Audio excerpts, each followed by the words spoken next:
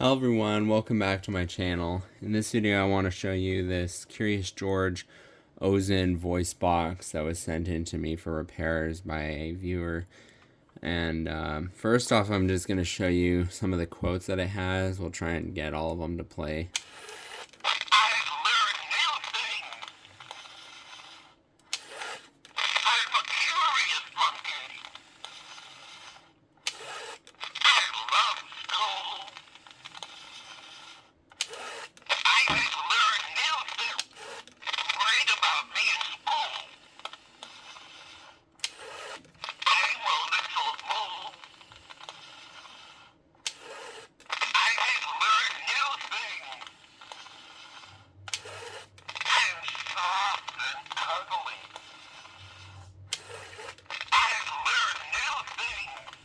I think that's all of the quotes. I'm not 100% sure, but I'm pretty sure those are all the ones that I've heard.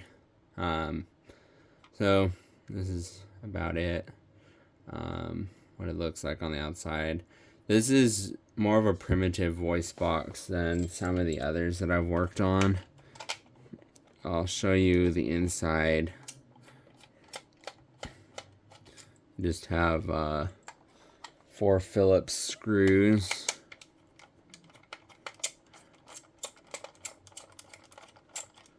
I was originally planning to try and do this all as one video because I also filmed footage of me taking it apart the first time before I actually knew anything about this voice box, because this is the first one of this type Ozen box I've worked on. If you check my channel, I've done other videos because I've done a Pee Wee Herman doll voice box and a Santa Claus doll that was similar to Pee Wee. It was the same shape. And then I've also done a Penny Prayer doll voice box, which is battery operated. So I've definitely had my fair share of these pull string voice boxes. You'll notice on most Ozen boxes that I've worked on, there'll be a seam and another layer of plastic, usually below the first top layer. And I would definitely recommend trying to pin this secondary layer down so that it doesn't pop off with the top. And then once you do that, you can see here's the top layer. And then here's the vibrating diaphragm. And there'll be a little spring here to help press it down and keep pressure. When I first opened this box, this spring was like loose inside because this has been taken apart before, I assume. And then this piece is actually kind of important. This metal clip was not in it. It was like loose inside the voice box, and I was sort of wondering like, where does that go? I'll go through the way this whole voice box works in depth, but basically this little metal clip is responsible for resting here, because with the spring on the top of the vibrating diaphragm, it keeps pressure on the needle. And so once the needle reaches to the end of the record, then it won't release the needle.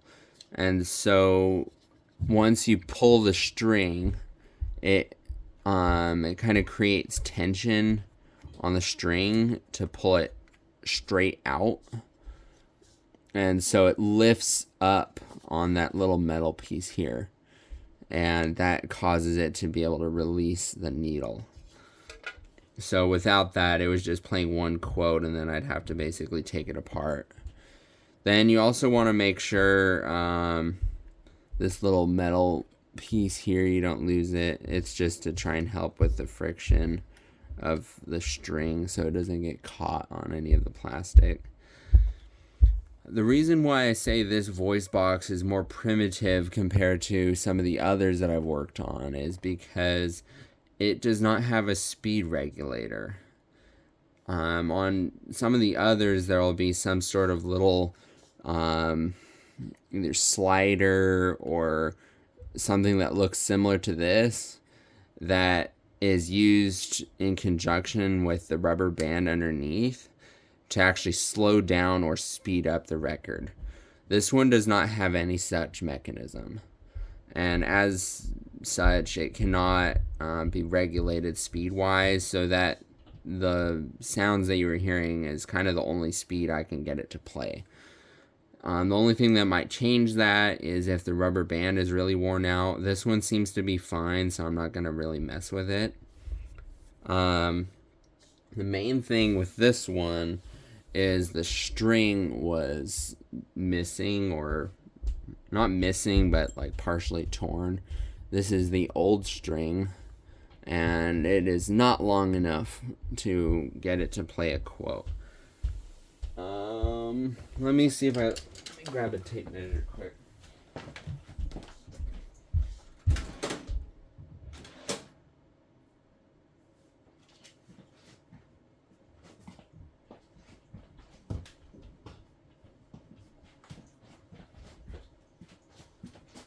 I usually avoid editing the videos just because I don't have a good video editing system, so sorry, you're gonna have to just basically though, the string that I ended up cutting, let's just try and measure it. This was kind of an approximation, and you can see there's still some extra. I left this extra because I don't actually have the Curious George doll that this came out of. So I don't really know like how much stuffing does it have to go through, how is it routed inside of the doll, and also I don't have any loop. So I don't have the actual finger loop that this would be pulled with. Like you could just tie a loop with this as well. So that's why I left some extra here. The part that I'm more concerned about measuring is just the length of the string. So obviously you'll have a tiny bit extra still on the spool, but from the end point here in the plastic, if I pull the string out, the string I'd say is approximately 14 inches. I can go ahead and pull out a little more of this tape measure. So obviously you want to cut a little bit extra, so I'd say make it at least 16 inches, but then you'll have some excess that's not wound on the spool, and the string popped out from underneath this metal piece, which is a little bit of a problem since that's what keeps it from getting all knotted when it gets pulled back in. There we go. So if I just pull it out again. So yeah, it's about 14 inches. And also I made a tiny little knot on the inside, which isn't much strain, but yeah, if you make it at least 16, you should have enough here to do. I'd say honestly though, if we just go with probably just a 20-inch string, if you actually have it strung out. This is 21, so I don't know, take that with what you will. I have about 6 inches of extra string here. So that's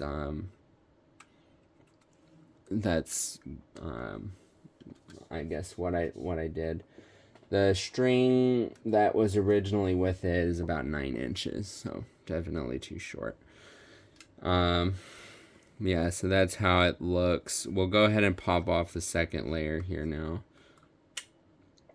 And once you do that, it's a little bit tricky to get it all to line up.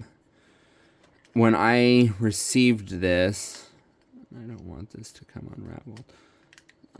When I received this voice box, the lower spring layer here was all popped up and not really sitting correct.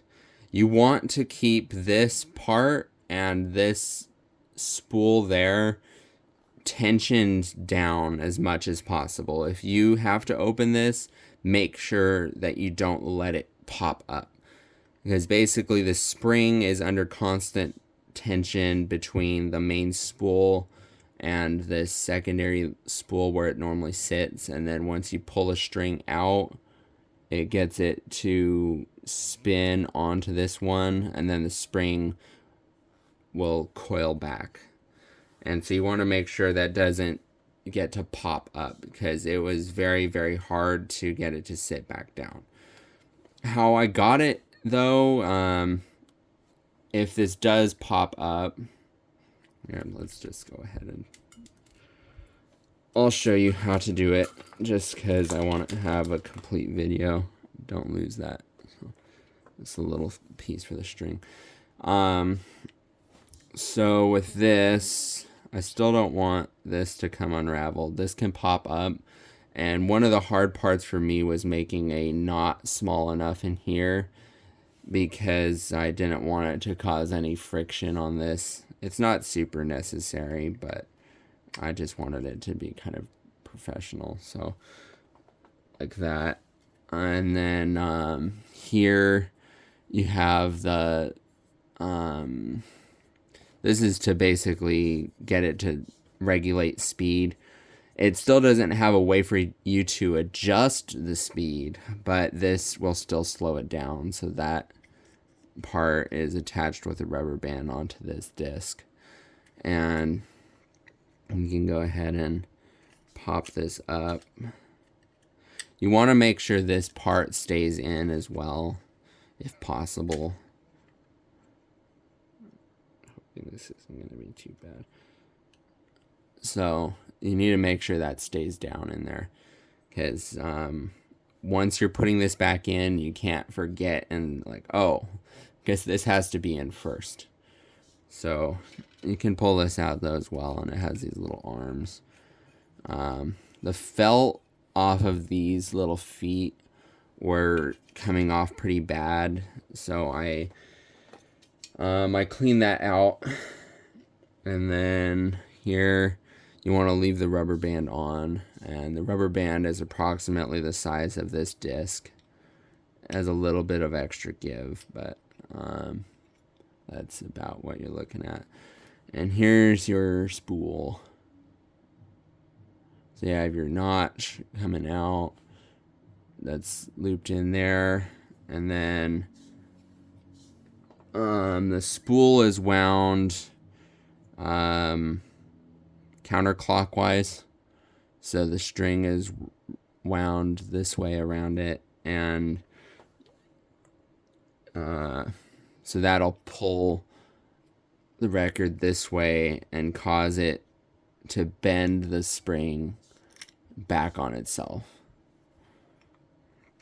And again, when I got it, this is a poor design in my opinion, and worse than the other Ozen boxes that I've worked on, because most of them that I've seen have a complete spool for this spring to go on, whereas this is basically half a spool because it's missing the other side. So it was very tricky. It will be very tricky to get it back in again too. So that's what you're looking at though, because when I got it, it actually come off of the plastic spool completely, and I had to carefully unwind.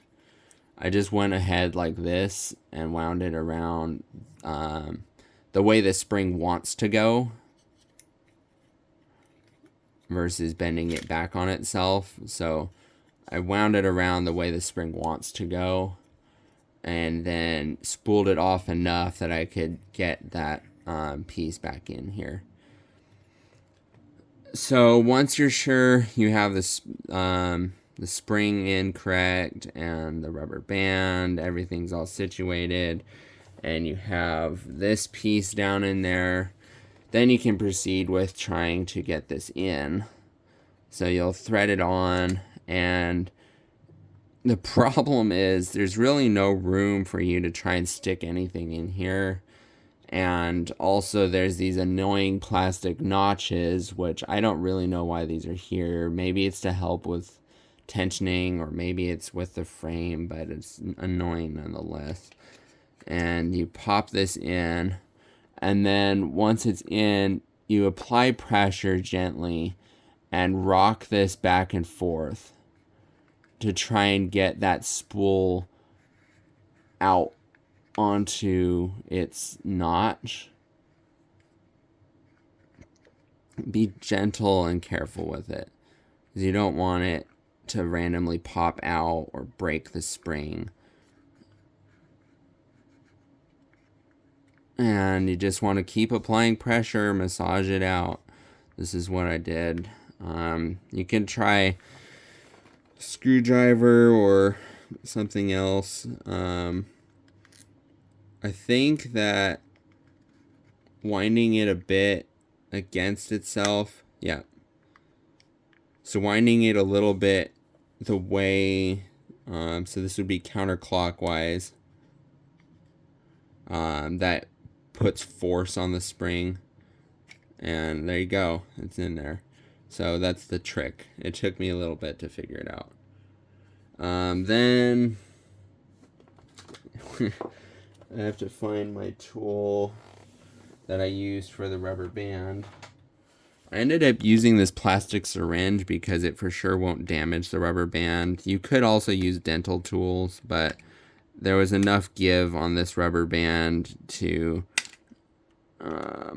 basically get in here. You can also try and use your fingertip to just give a little bit of room. There we go. And again, keep pressure on that disc. And then there you have it. You've threaded your record with the rubber band and everything. And also you can use rubbing alcohol if you need to clean up any extra stuff. I also have used oil in the past. This one didn't seem too bad, so I didn't really do anything with that. Then this piece is, again, very simple. It is way easier to do this part than on others. Oh, I'm forgetting to put in the string. So you want to make sure you have your string, and I have so much extra string, just sort of leave a bit out. And thread that on. And then you want to drop the string through that little hole where it's supposed to go in the top. Like that. And then you pop this. The trick here is to pop the tensioner speed regulator piece here that's underneath. You need to catch that in the plastic first and put pressure and then slide down, and then it gets the top one. And then just sort of open this up to put the string in underneath it. And there you go. It's all threaded in there, done. Put on your little metal washer piece. It's to help with the friction.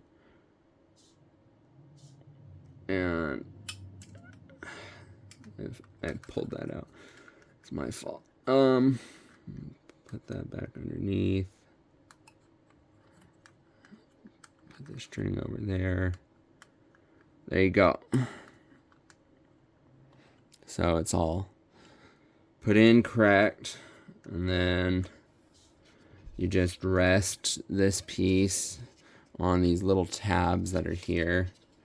And again, make sure that little metal clip is there, because it'll reset the needle when you pull on the string. There, that's in. You rest your spring here in the middle, and then you just grab the top and put it on. I don't really know why Ozen does this with this screw here. I guess you could use it to try and adjust tension on that. I don't know. I don't think it's necessary. I don't know why they didn't just sort of mold it into the plastic piece, but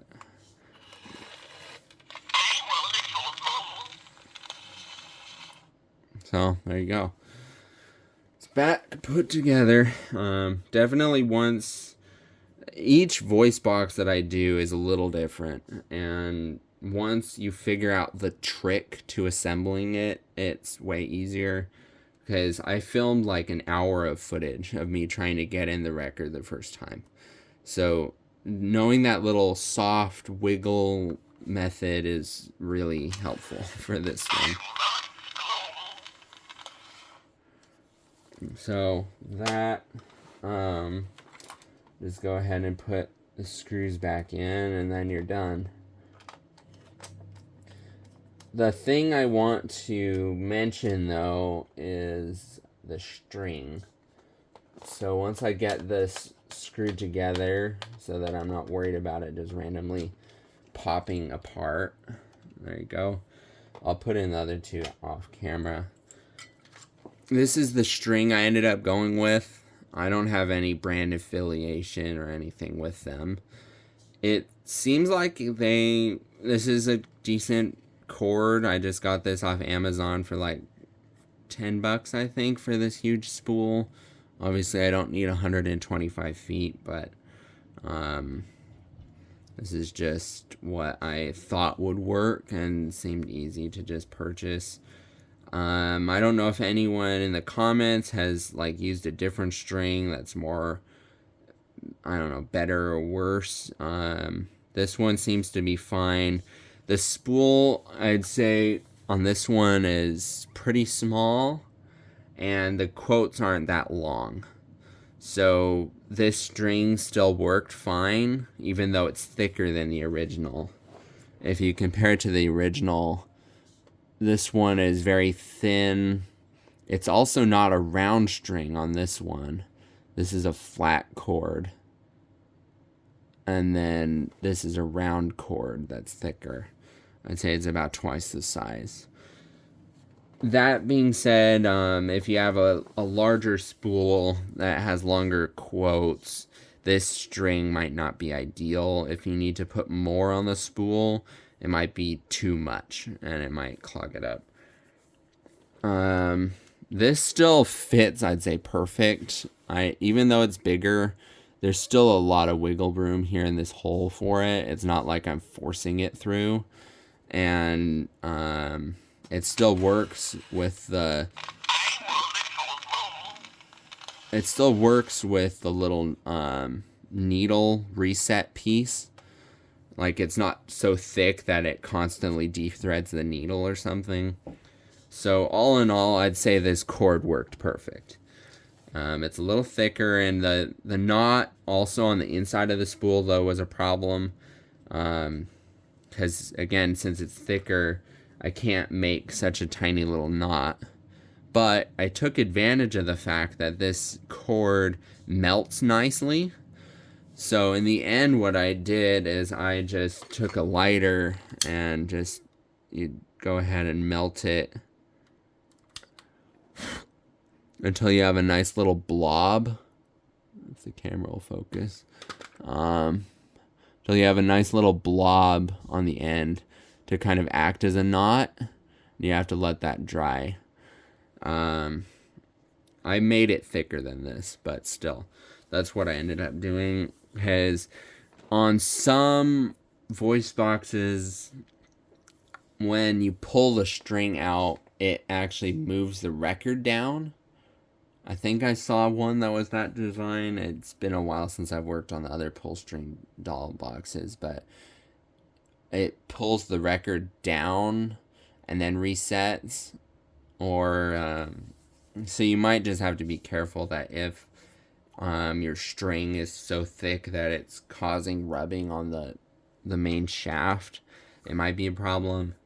But this one, the way that the spool was for the string, it really pinched it in there. And since, again, this cord is thicker, it pinched it in and held really nice. So I'm not worried about it being, like, ripped out.